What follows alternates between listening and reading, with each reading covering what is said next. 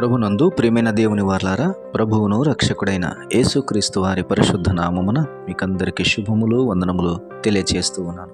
మీరు కఠిన హృదయములు గలవారై ఉన్నారా? మీరు కఠిన హృదయము గలవారై ఉన్నారా?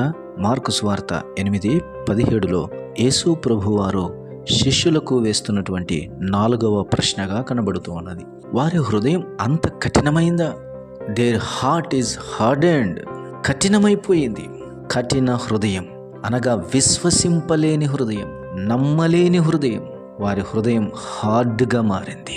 అంత హార్డ్గా ఉన్నటువంటి ఆ హృదయంలో ఇక దేవుని మాటలెట్లా అతుకుతాయి, ఎలా విత్తబడుతాయి, ఎలా మొలుస్తాయి? ఇక దేవుని కార్యాలు ఎలా అర్థమవుతాయి? అర్థమే కావు. ఒక మట్టి పాత్రను చేయటానికి మన్ను మెత్తగా ఉంటేనే ఆకృతిలోనికి వస్తుంది. ఒక రొట్టె ఆకారములోనికి రావాలంటే పిసుకబడిన పిండి మెత్తగా ఉండాలి. కఠినమైన దానితో దేనిని మనము చేయలేం. ఇక చేయదలుచుకుంటే అది విగ్రహం వలె ఉలి దెబ్బ, అది పొందాల్సిందే తప్ప ఇంకోటి లేదు. కఠినమైనటువంటి హృదయము గలవారు దేవుని యొక్క కార్యాలను ఎంత మాత్రమూ అర్థం చేసుకోలేరని మనకు అర్థమవుతుంది. వారి ప్రార్థనలోను, వారి పనులలోను, వారి క్రియలలోనూ కఠినత్వం అనేది కనబడుతుంది.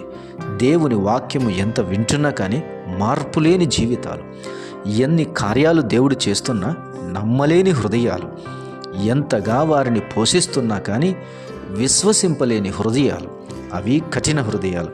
నిర్గమకాండం 7:13లో ఫరో హృదయం కఠినమాయను గనక వారి మాటలు వినకపోయేను అని చూస్తున్నాం. మాటలు వినటమే జరగటం లేదు. కారణం హృదయం కఠినమైంది.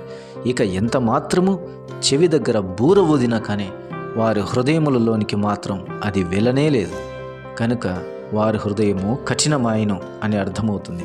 హెజ్కేలు గ్రంథం 3వ అధ్యాయము 7వ వచనంలో ఇశ్రాయేలీయులందరూ సిగ్గుమాలిన వారును కఠిన హృదయులునై నేను చెప్పిన మాటలు ఆలకింప నొల్లకయున్నారు అని దేవుడే పలుకుతున్నాడు. ఇశ్రాయేలీయులందరూ సిగ్గుమాలిన వారు నేడు దేవుని పిల్లలని నిర్ణయించబడి దేవుని మందిరంలోనికి వచ్చి దేవుని కార్యాలు చూస్తున్నప్పటికీ ఆచారబద్ధమైనటువంటి క్రియల వలన దేవుని ఎరగనట్టుగానే వారు ఉన్నారు. కారణం వారి హృదయం కఠినమైంది. కొంతమందికి దేవుని సేవకుడు ఎంత చెబుతున్నా కఠిన హృదయము మాట వినదు అనేది అర్థమవుతుంది. మార్కు సువార్త 6:52లోనే వారి హృదయము కఠినమాయను గనక రొట్టెలను గూర్చిన సంగతి గ్రహింపలేదని అక్కడనే రాయబడింది. అందుకే మరలా ప్రభు ప్రశ్నిస్తున్నాడు, మీ హృదయం ఇంత కఠినమైందా? నాతోనే ఉన్నారు కదా, పంచింది మీరే కదా, నా కార్యాలు చూస్తున్నారు కదా, ఇంకా మీ హృదయం ఇంత కఠినమైందా? కఠిన హృదయం దేవుని కార్యాలకు అడ్డుబండ. కఠిన హృదయం పారుతున్న జలపాతాన్ని తప్పు త్రోవ పట్టించేటటువంటి ఒక అడ్డుబండ. కఠిన హృదయం దేవుని వాక్యాన్ని ఎంత మాత్రము తమ జీవితంలో నెరవేర్చుకోకుండా అడ్డుపడుతున్నటువంటి ఒక అడ్డు రాయిలాగా కనబడుతుంది.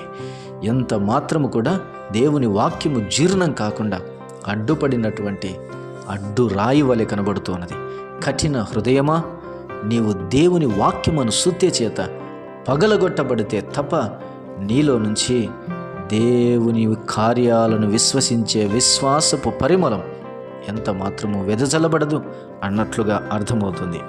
ఎంత హెచ్చరిక చేస్తున్నాడు, మీ హృదయములను కఠినపరచుకొనకుడి అని హెబ్రీ పత్రిక 3:8లో ఒక ఆజ్ఞగా కనబడుతుంది. ఏమండి, ఈ మాటలు వింటుండగా ప్రియ సహోదరి సహోదరుడా, క్రీస్తునందున్న వారలారా, మాకేమంత కఠిన హృదయం లేదే? మా హృదయము జాలిగలదే, మా హృదయము ప్రేమగలదే, మా హృదయము అందరి ఎడల మంచి మనసు కలిగి ఉన్నదే, సహాయం గల వారికి ఇస్తున్నామే, మేము అందరికీ మంచి ఆతిథ్యమును ఇస్తున్నామే అని అనుకుంటున్నా దేవుని కార్యాలు నమ్మడం లేదు. అక్కడ నీ కఠినత్వము కనబడుతున్నది. దేవుని యొక్క కార్యాలు విశ్వసించటం లేదు. అక్కడ నీ కఠినత్వం బయటపడుతుంది. ఈ కఠిన హృదయం చివరికి ఏ హృదయంగా మారుతుంది అంటే అది భ్రష్ట హృదయముగా మారుతుందని హెబ్రీ పత్రికలో రాయబడింది.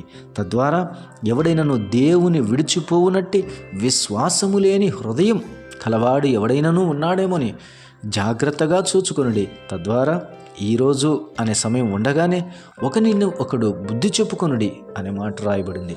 కఠిన హృదయం చివరికి దేవుని విడిచిపెట్టి వెళ్తుంది. ఇందుకు నిలువెత్తు నిదర్శనం, ఉదాహరణ ఇస్కరియోతు యూదా కాదా?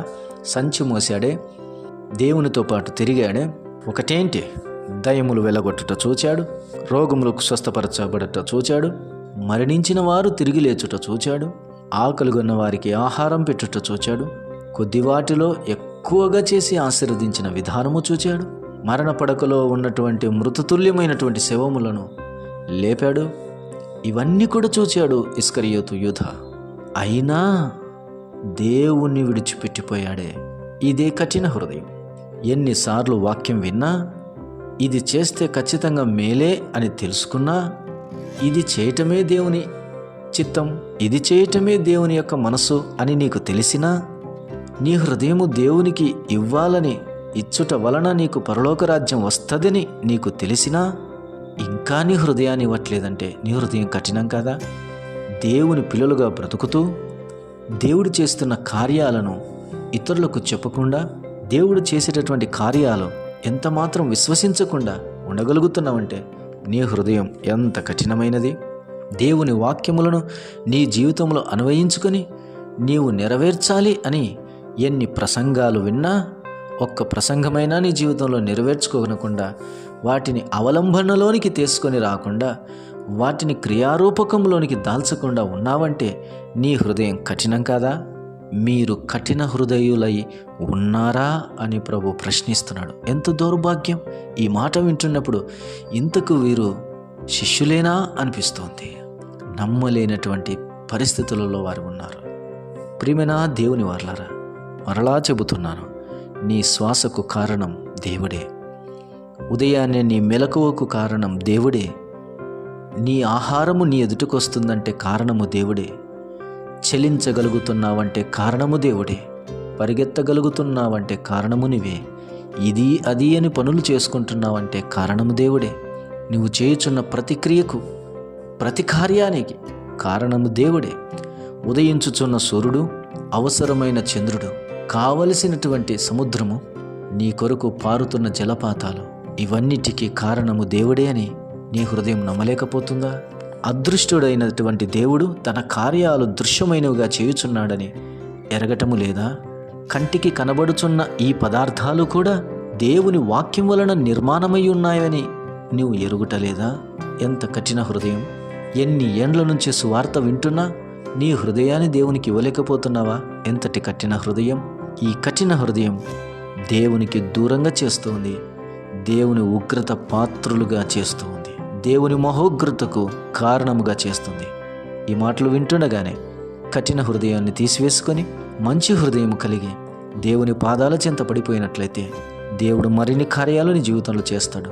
ఒకవేళ ఇంకా ప్రభువును నమ్మకపోతే, విశ్వసించినట్లయితే, మారు మనసు పొందినట్లయితే, దేవుడున్నాడని ఆయన పాదాల దగ్గరికి వస్తే నీ కఠిన హృదయాన్ని మాంసపు హృదయంగా చేసి మంచి మనసు దేవుడు నీకిచ్చి నీ భవిష్యత్ కాలమును దీవిస్తాడు. పరలోక రాజ్యం ఇస్తాడు. అందుకొరకే కదా ఆయన నీ కొరకు నా కొరకు మరణించాడు. నా కఠిన హృదయాన్ని మాంసపు హృదయంగా మార్చటానికే ఆయన హృదయంలో బలెపు పోటు పొందాడు. నా కఠిన మనస్సు కొరకై, నా కఠినత్వము కొరకై కఠినముగా ఆయన హింసింపబడ్డాడు. అందుకొరకే కదా ఈ మాటలు వింటుండగా కల్వరి శిలువలో మరణించిన ప్రభు, కార్చిన రక్తం, వేసిన కేక, మరణించిన జీవాధిపతి నీకోసమే కదా. ప్రాణము పెట్టి మరణమునకు వెళ్ళి తిరిగి లేచి కట్టిన బండను తొలగించుకొని, కట్టిన కట్లను తెంపుకొని, చుట్టబడినటువంటి ఆ బట్టలను తీసివేసుకొని పునరుద్ధానుడిగా లేచాడే. కఠినమైన నీ హృదయాన్ని మార్చడానికి కాదా?